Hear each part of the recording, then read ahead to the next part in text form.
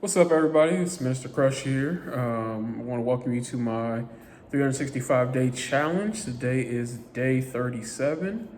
And today, what I want to talk about is what's called in the military a triple threat. So, what I want you to understand about the triple threat is when we attack an enemy, when we go to war and attack an enemy, we attack them by three fronts: by air, land, and sea. It's called what we call in our military a triple threat. The enemy, Satan, does the same thing. He attacks us on three fronts. He presents himself a triple threat. And most of us know the triple threat. We know the lust of the eye, the lust of the flesh, and the pride of life. And many of us have heard these three things, but too often we're not told how to overcome these things. Or we're told that one way to overcome all three, and each attack has a different way to overcome it. What you do to overcome the lust of the flesh does not work on the pride of life. What you do to overcome the pride of life does not work on the lust of the eye. Each way has a different tactic that you have to implement in order to overcome it. With the lust of the flesh, one thing I want you to understand about the lust of the flesh is the devil, the enemy, is not going to tempt you with something that's not already in you. He's not going to tempt you with something that you don't like. He's going to tempt you with something that you do like. I have a friend who his real big thing is shoes. Like, he loves shoes. And so in his closet, he has over 150 pairs of shoes. And these are shoes that he's collected throughout his life. And he's in his mid 40s, but he's just collected shoes ever since he was a teenager. And I was like, okay, I understand that. He's like, no, I like shoes. And he's like, I go out to the store with my wife when she's shopping and I pick out her shoes. I help her pick out her shoes. And the shoes that he picks out are beautiful shoes. Like, that's his thing. And he's like, that is his vice. Shoes are not my vice. So for him, the devil would come at him if he wants to attack his vice with something that he likes, aka shoes. Whatever your shoes are, that's what he's going to come. He's not going to come to me with shoes. That is not my vice. And so you have to understand how each attack in this triple threat works. The lust of the flesh is the lust of your flesh, not my flesh, not their flesh, not general population flesh, each person's individual lust of their flesh. He's coming at you with something that you like. Whether that is, for some people, and I was one of these as well, a knife and a fork. Nothing wrong with food. God made food. He made for us to eat food. But the devil will turn what God has made into a perversion, into something corrupted, and try to get us to indulge in something that is good for us in a way that's healthy. That's why people, especially in America, we overeat. We're digging our graves with a knife and a fork. The thing about food and the food temptation, the first temptation ever in the Bible was a food temptation. When I just said that, I think you thought about it, but you never thought about it that way. The first temptation when the serpent tempted Eve was a food temptation. Because eating food is something that's so fundamental to our survival. We eat to live. And somehow we've gotten to a place that the devil has gotten us to a place that many of us live to eat. Before I started my weight loss journey, the devil will have you well over 400 pounds, easy. And I like food. I'm a foodie. I like to cook, all of it. But when I started realizing that this was an attack by the enemy to keep me from accomplishing God's will, to keep me in a sinful state, I learned how to change. Well, how do you change the lust of the flesh? How do you change the lust of the flesh? The Bible is very clear on how to change the lust of the flesh. It tells us, flee from fornication. Flee from fornication. And the reason why I guess fornication is the main one, because that's a big one I think a lot of people deal with.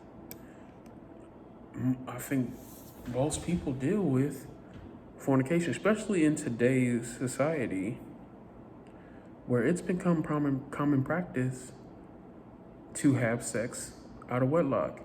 Is there anything wrong with sex? Absolutely not. Sex was created by God. God created sex as his gift to a husband and wife when they become one flesh. He created sex for them to consummate that covenant relationship. It's a gift from God. But the devil comes in and takes something that God has created and perverts it and corrupts it and changes it into something that it's not supposed to be. It's commonplace to have sex outside of marriage. Some people will even say, like, you're gonna marry somebody and like you haven't had sex with them? Like, what if it's not good? Whatever case may be. I was like, well, first of all, if both of you are virgins and have never known the touch of a woman or a man, and you get married and your husband, your wife, is the first sexual encounter you have, best believe it will be the best you ever had. You have no other point of reference. So what do you mean? And you guys grow together. You guys work that out together. Like, we try to use human reasoning to justify sin and wickedness. Do things the way God designed. And when God tells you to do something, do it. Paul writes in 1 Corinthians 6:18, I believe. It says, flee also from youthful lusts. So whatever your lust is, and I know it talks about sexual immorality because that is such a major one, and that's a major one for males. A lot of men's downfall is sexual lust. Not saying that it's not the same for women. Many women have fallen because of sexual lust as well, but it's a big one for men. It's a big one for men.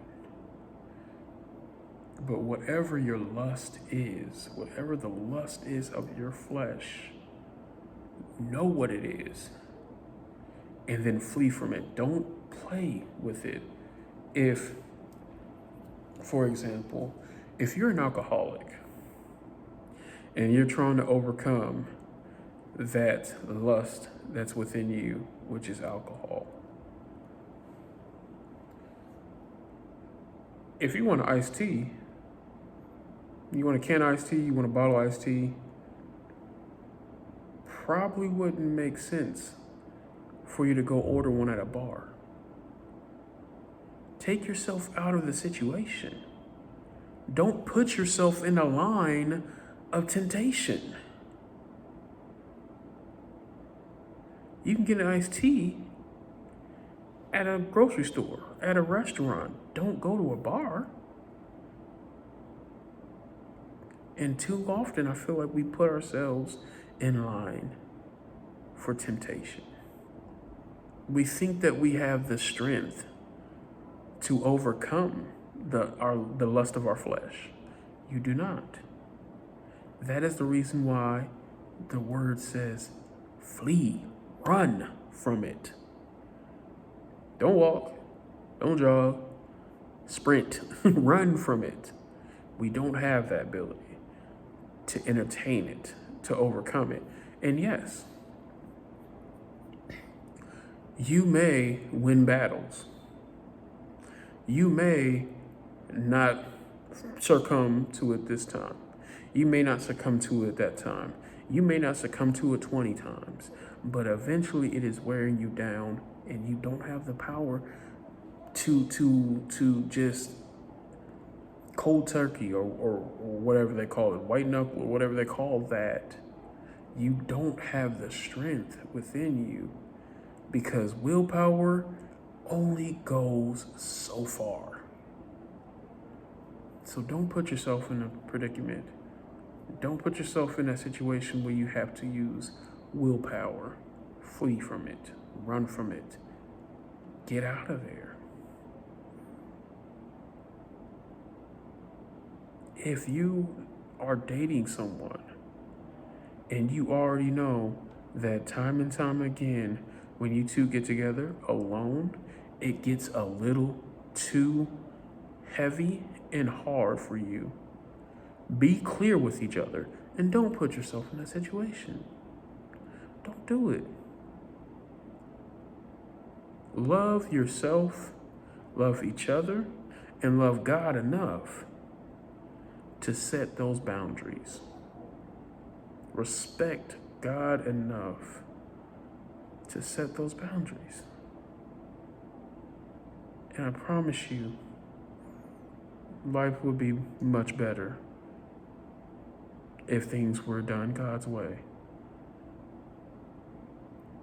The whole concept of dating, and I know this is a rabbit that I'm chasing. The whole concept of dating is fairly new. Like it's only a couple thousand years old, like maybe 1,500, 2,000 years old, because I don't even know it's that old. Because before it was arranged marriages.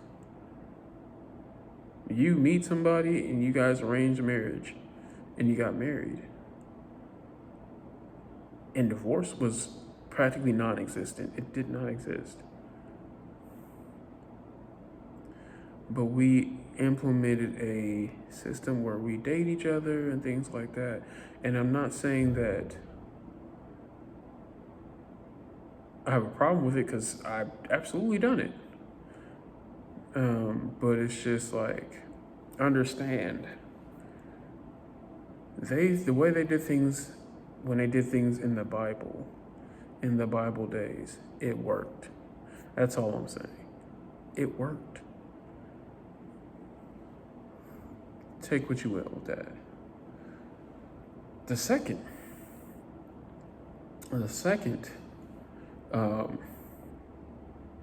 threat in the triple threat is the lust of the eye. The lust of the eye, well, the lust of the flesh is an internal temptation, because it's within us. Gatorade, is it in you? Yes, it's in you. The lust of the eye is an external temptation. It's a worldly temptation. So with the lust of the eye, it's trying to get you to focus on the world, the things that look good to us externally. In Genesis chapter 3, verse 6, when the serpent, the enemy, was tempting Eve, she saw the fruit, and she saw that it was good for food. It looked good to her eye. It looked delicious. It looked good to her. Externally, something that she wanted, it got to the point where we desire it, we covet it, we're too busy looking at what everyone else has and desiring what everyone else has. I think a lot of times we find ourselves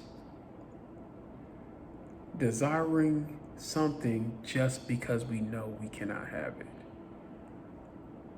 And I think that is the way the lust of the eye works. The enemy uses the lust of the eye that way.